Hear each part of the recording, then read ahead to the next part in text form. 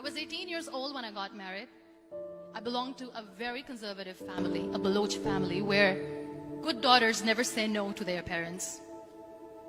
My father wanted me to get married, and all I said was, if that makes you happy, I'll say yes.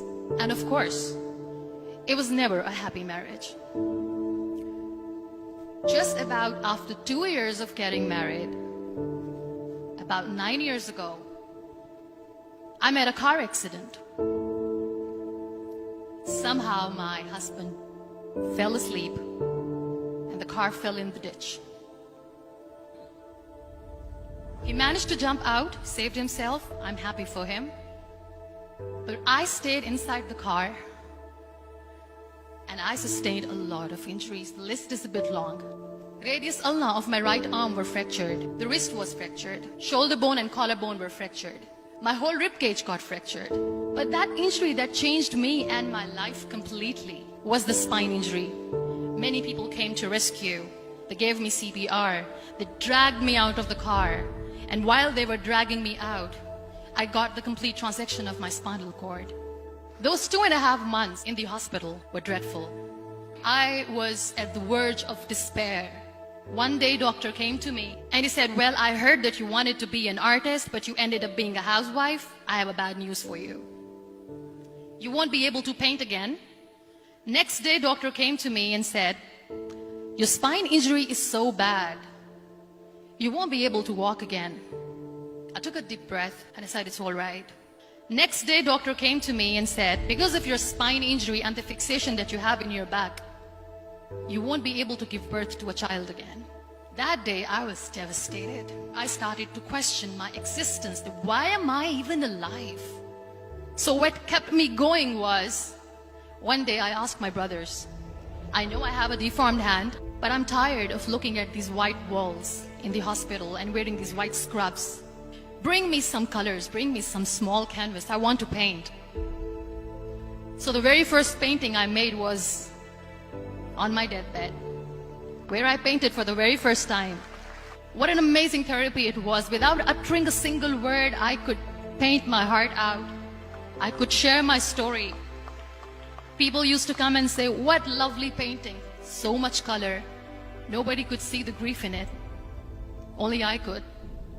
And that day I decided that I'm going to live life for myself. I am not going to be that perfect person for someone. I am just going to take this moment and I will make it perfect for myself. That I'm going to fight my fears.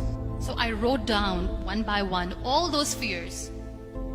And I decided that I'm going to overcome these fears one at a time. You know what was my biggest fear? Divorce. But the day I decided that this is nothing but my fear, I liberated myself by setting him free. And I made myself emotionally so strong that the day I got the news that he's getting married, I sent him a text that I'm so happy for you and I wish you all the best. And he knows that I pray for him today. Number 2 was, I won't be able to be a mother again. And that was quite devastating for me. But then I realized there are so many children in the world, all they want is acceptance. So there is no point of crying, just go and adopt one. And that's what I did.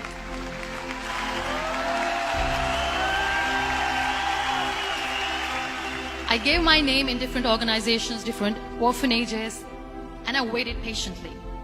2 years later, I got this call from a very small city in Pakistan. I got a call and they said, are you Muniba Mazari? There is a baby boy and would you like to adopt?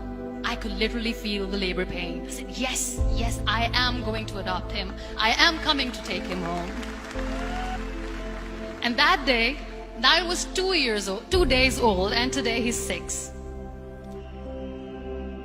You know, when you end up being on the wheelchair, what's the most painful thing? People think that they will not be accepted by the people because we, in the world of perfect people, are imperfects. So I decided to appear more in public. I started to paint. I have done a lot of modeling campaigns. I decided that I'm going to join the national TV of Pakistan as an anchor person. I became the National Goodwill Ambassador for UN Women Pakistan, and now I speak for the rights of women, children.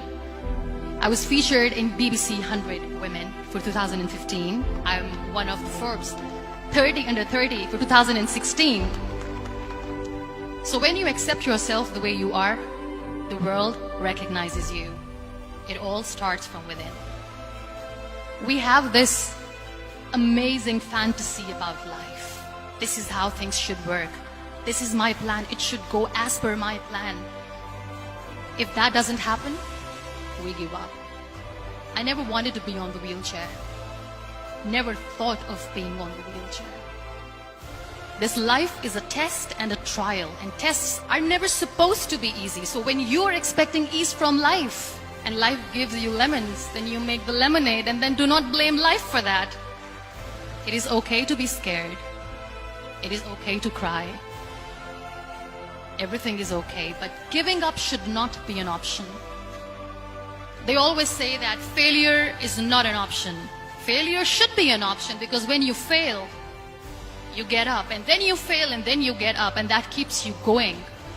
Embrace each and every breath that you are taking. Celebrate your life. Live it. Don't die before your death.